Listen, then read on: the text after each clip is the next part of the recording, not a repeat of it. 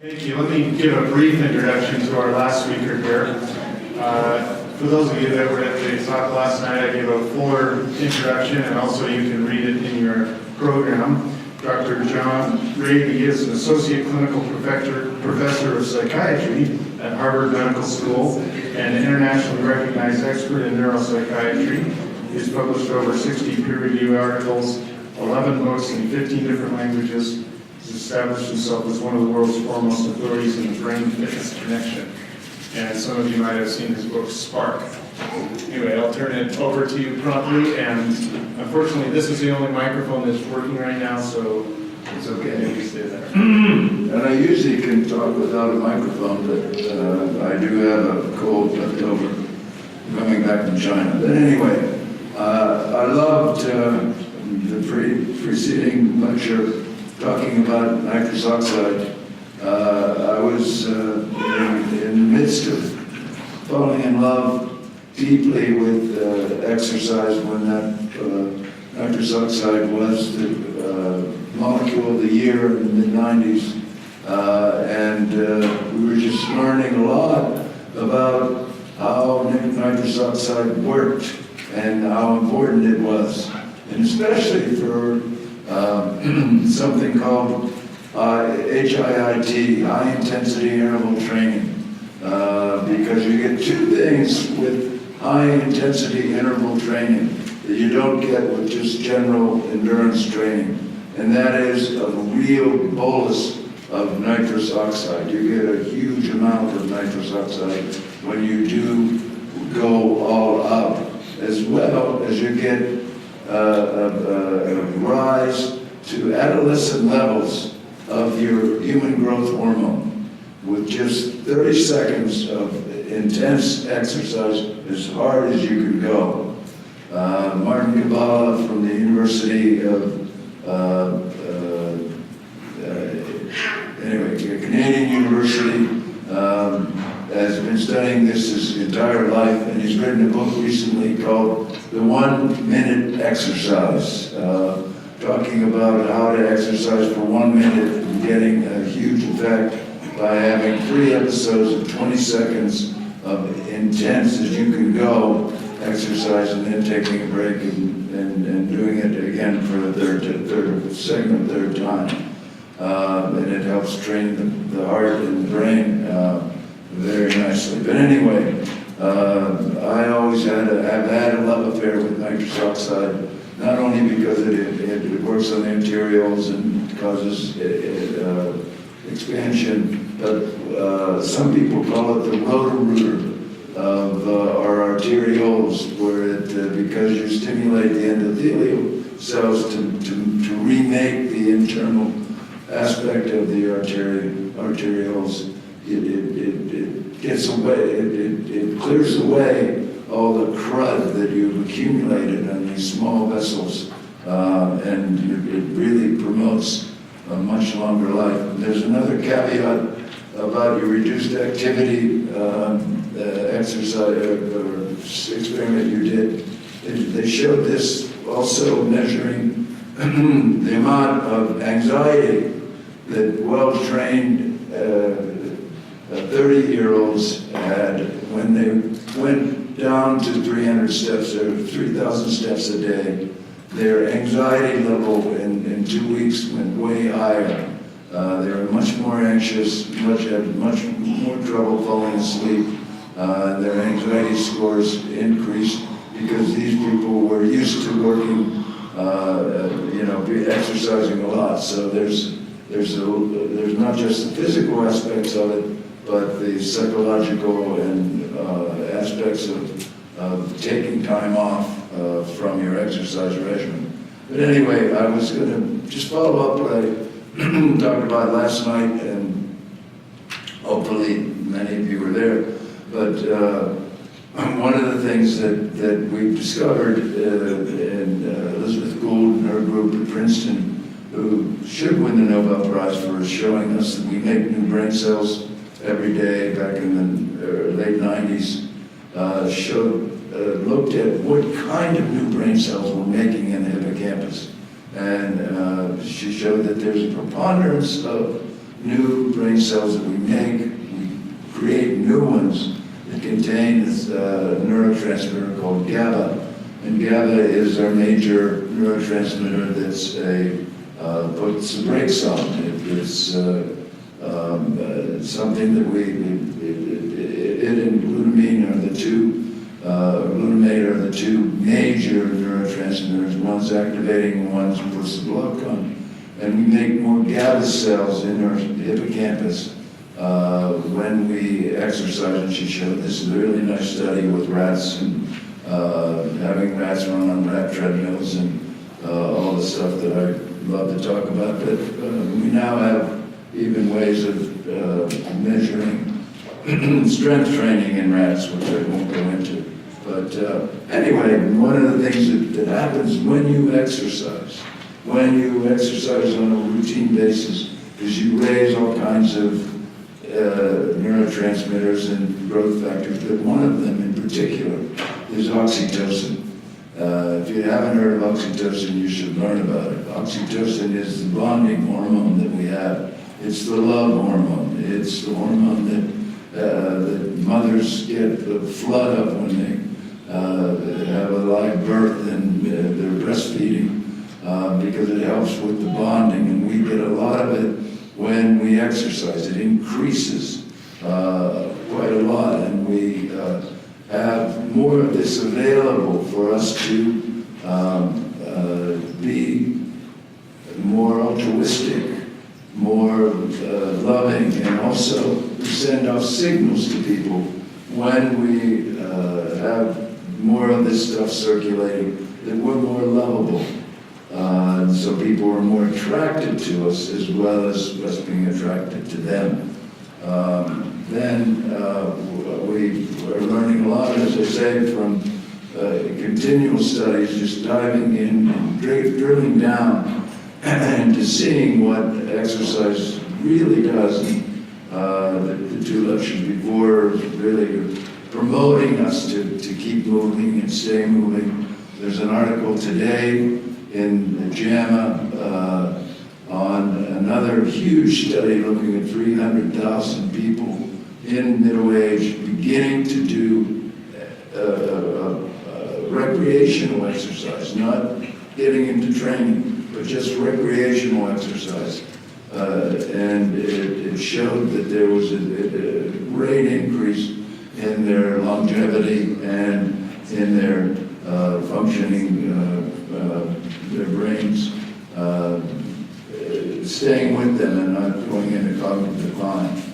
I've always been interested in not just exercise and how it affects the brain, but how does our body exercising affect our brain. And so one of the things we've been focused on in the last 20 years or so is what we get from muscle activity from our bodies that have an impact on our brain. We usually think of the brain as guiding our body, but now we're seeing all kinds of activity, all kinds of new studies showing that activity in our body has a reciprocal effect on sending up information through different factors, growth factors and other factors from our heart and from our muscles that have a direct effect on making our brain work better, keeping it younger, making it smarter, making us able to log in information. And this slide sort of looks at what happens in the body when you're exercising, when you break muscle fibers. One of the great things that we know is when we're walking, when we're moving, when we're lifting, when we're running, is that we're always challenging our muscle fibers and breaking some of the small ones, and this sets up the recovery process, repair process. God gave us this wonderful process to repair our body when it's needed. So this repair process brings in all kinds of good stuff to repair our muscles.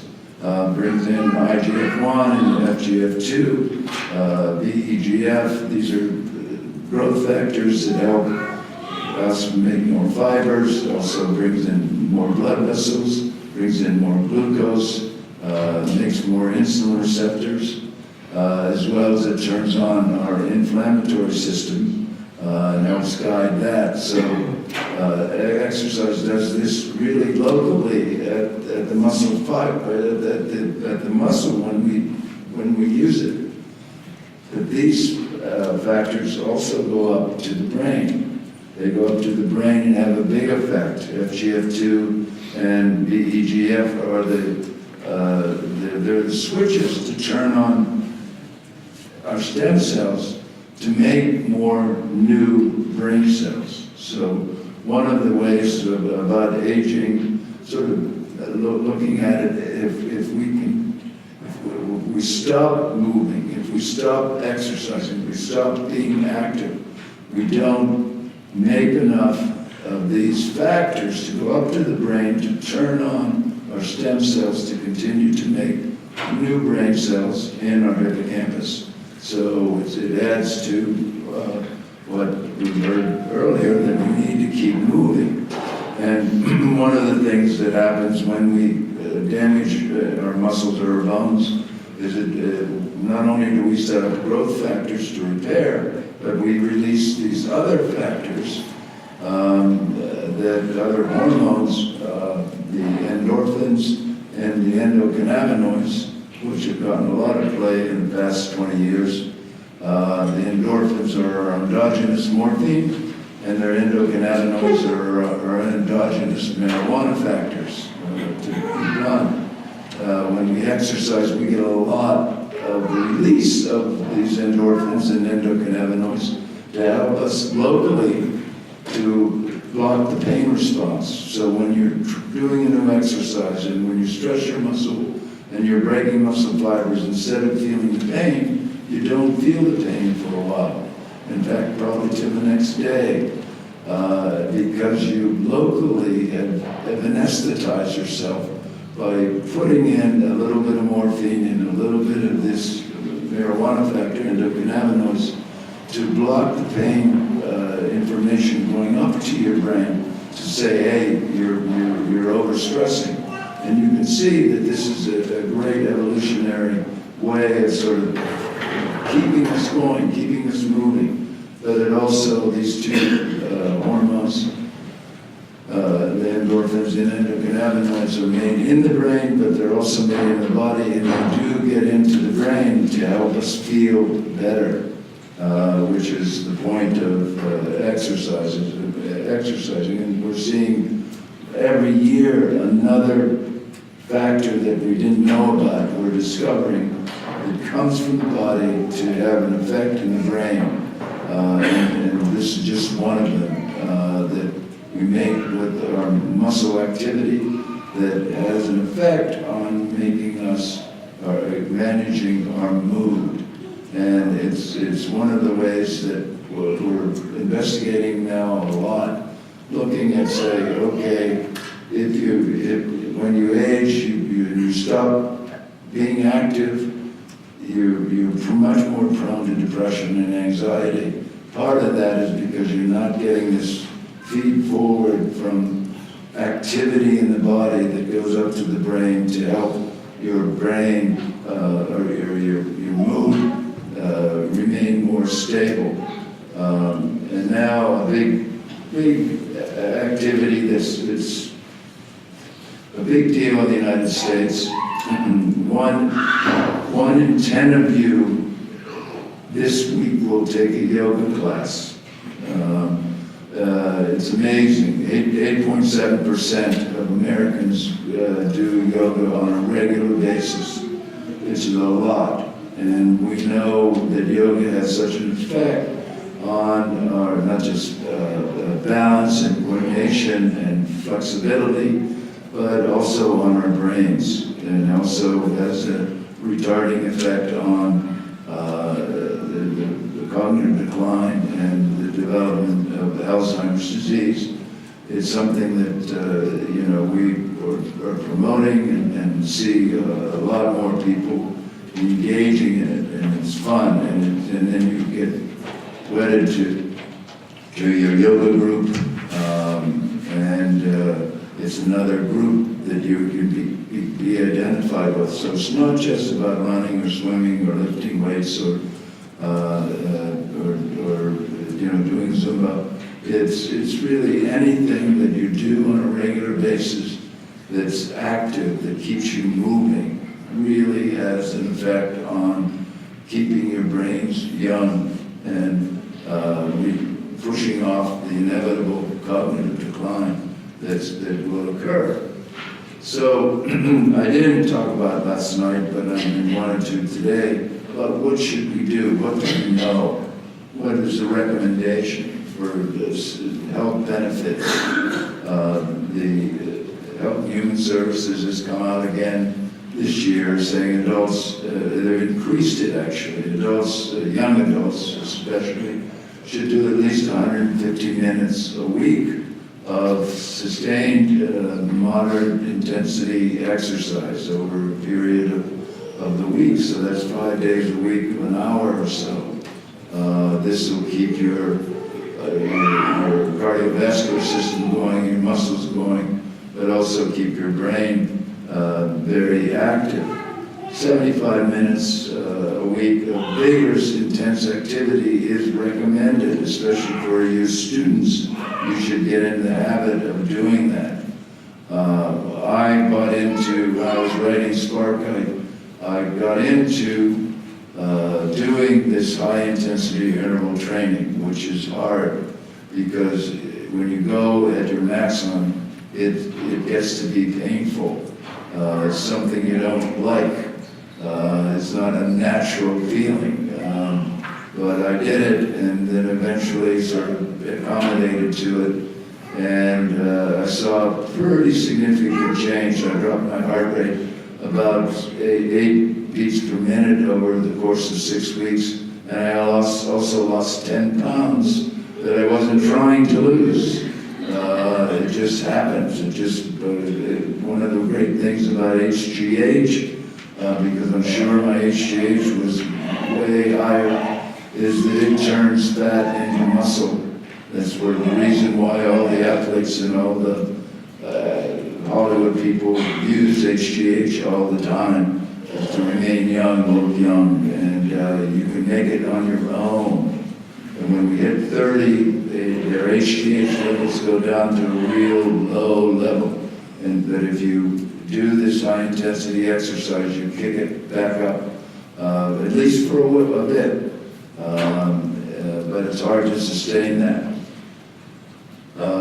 Also, weight training should be a part of your routine as you age, because your muscles tend to go away very quickly when you stop using them. And even looking at the arm muscles that we learned about, they really do go away if you don't constantly stress them. And then, as I mentioned last night and reiterate now, doing balance training and coordination training is so important as we age, because we really don't want to be liable to falls.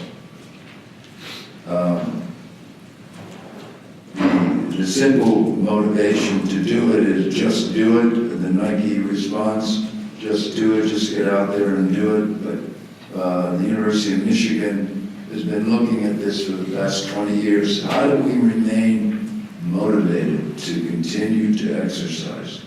It's to not look at it as a long-term goal, not look at it as, oh, I'm going to exercise to lose weight. I'm going to exercise to get buff.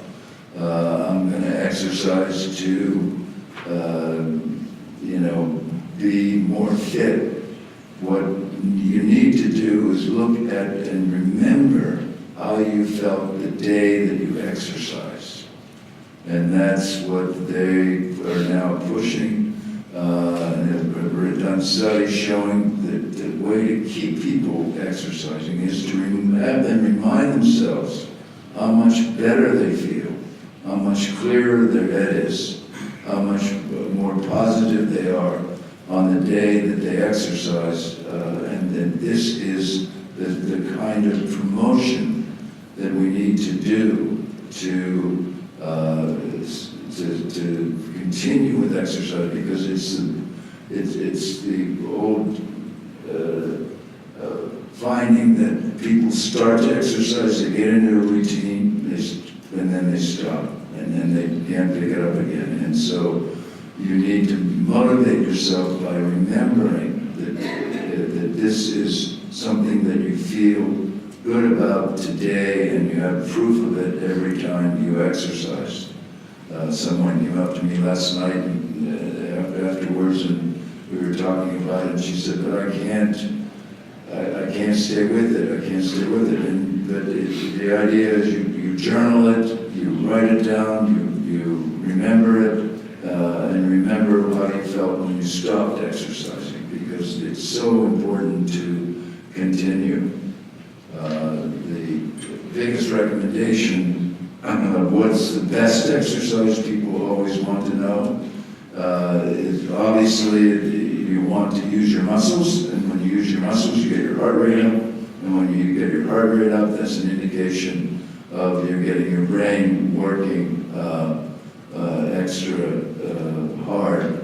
You do something that's fun, so you come back to it, and doing it with others is magic, whether it's a walking group, a running group, a swimming group, a biking group, a climbing group, going skiing with people.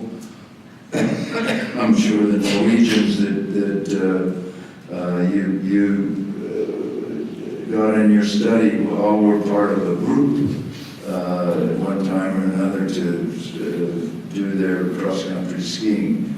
And the other thing that we've learned is about how important it is to get outside.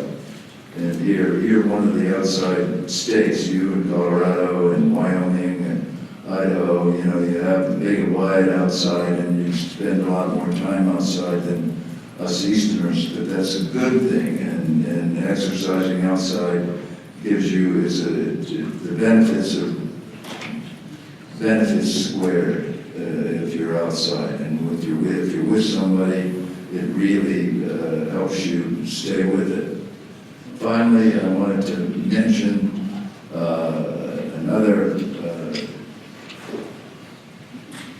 something that came up last night about the guy said, well, look, I have bad knees, I can't get out of my chair, I really want to move. Well, there's this website called Conductor Size.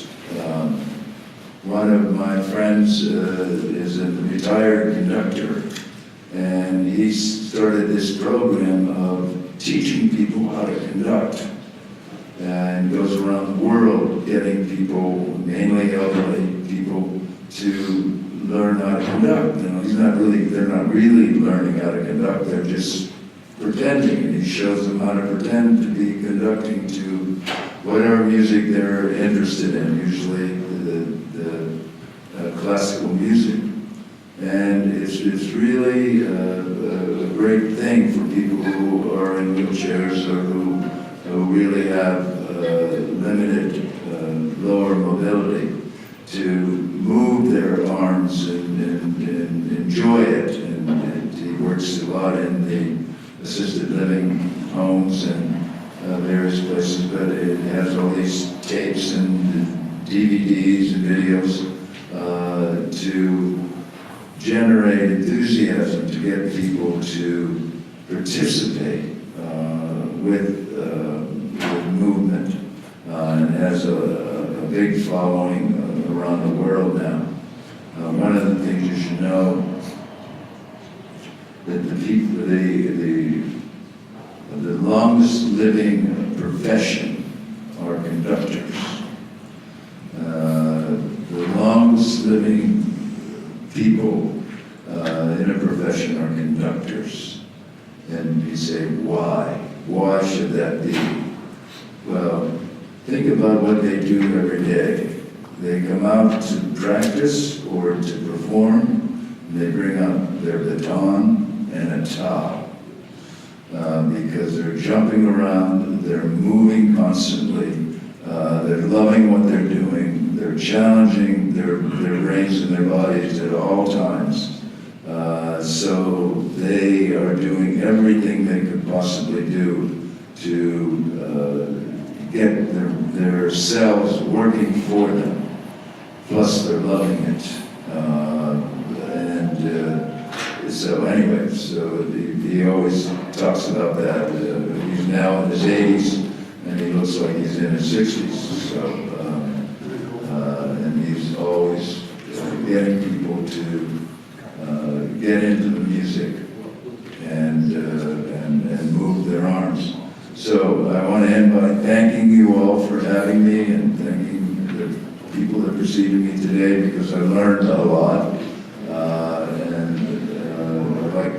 I like meeting everybody here and sharing my time with you, even though I've been sick, and I apologize for that, but thank you so much.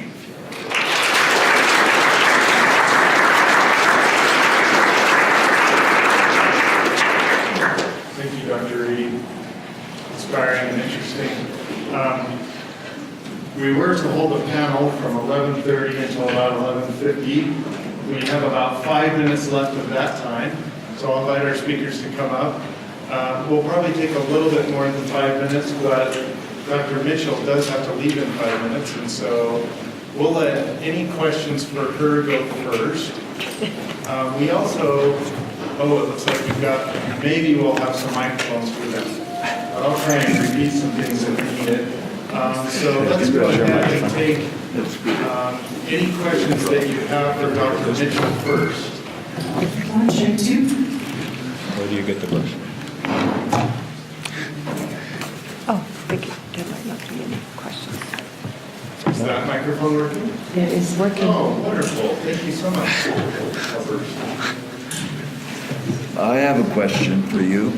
Is drinking water, having enough fluid on a daily basis important for the water in our discs? I believe it does, but nobody has researched it. I believe that the more fluid we take in, the more it can be all over the body, including the disc. But it hasn't been shown. So you mentioned waiting an hour before doing impact activity in the mornings, so that your intervertebral discs at the optimal, I forget what you said, but at the optimal size or Hydration level. hydration. Is there a way to speed up that process so you could maybe do like some quick traction in the morning before you go out? Yeah, I would say don't do traction. That's the problem. After a good night's sleep, your disc is fully imbibed. It has taken all the water it can, and that's why the annulus is tight, taut. The ligaments, everything is taut, and then when you start running on it, you might. This is not really how it works, but you might understand it better. It might burst. Not really, but you might understand. And what you could do, you could speed it up. Do some. You want to sit or do very careful jumping jacks, not high impact.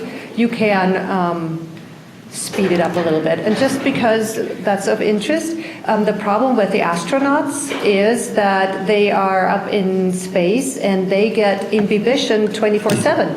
Or they used to. Now they have means to reduce that. But as they are in space, they can uptake water without getting it compressed out. So they don't ever expel water, and the annulus is completely taut. So as soon as they come back to Earth and they take even a step, they might have a herniation of their disc. And it has happened often for a long time until they figured out that they need to have a loaded treadmill while they're up in space so they can get the fluid out of the disc before they land on Earth. Kind of like what you were asking, just in a bigger context. Thank you. Let's take one more question. We learned that exercise is more preventive. If we have a group of mildly cognitive impaired people, do you think exercise can reverse their cognitive functions? This is a question for him, right? For any of The question is what? Is exercise. Yeah. Get it cured. Absolutely.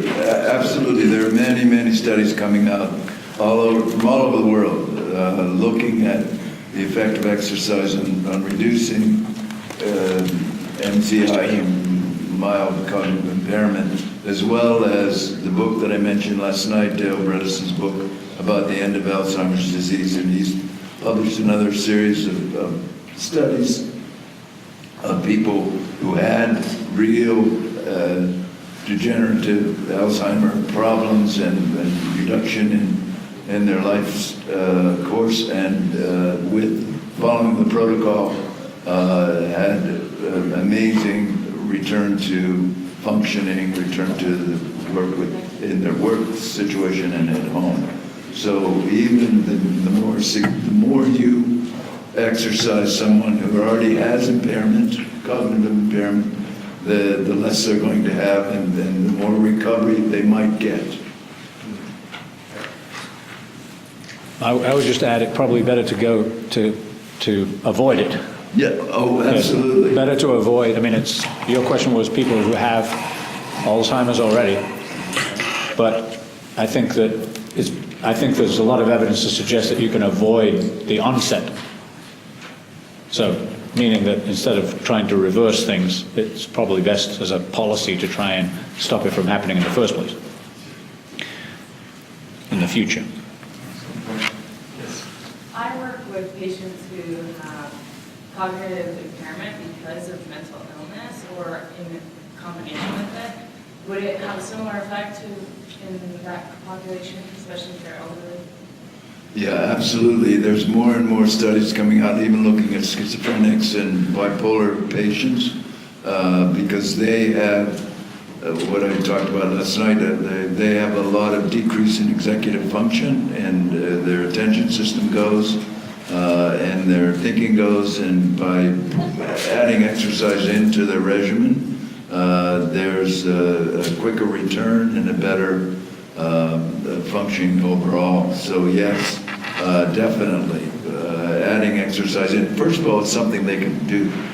I ran a mental hospital for 10 years, and it was always my wish that patients would go on group walk twice a day, usually to go buy cigarettes, which was something we didn't want, but that's what they did. And I said, well, we should have group walk for 2 hours in the morning and 2 hours in the afternoon. I could never get the nursing staff to buy into it. But that would have been my wish, and, to do that.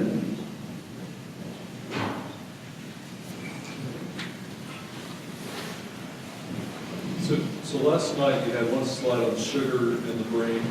Can you elaborate just a little bit on that? Well, I'm talking about the high doses of glucose, the prepackaged food that we're so given to these days.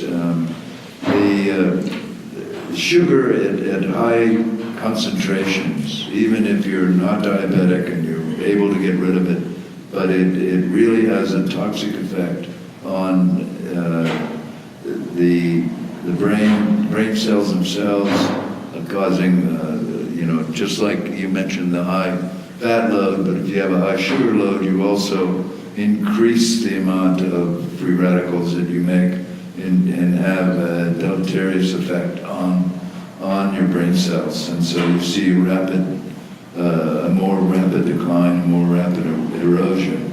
And one of the popular things these days as fads is the keto diet. Have you heard of the keto diet? Yeah.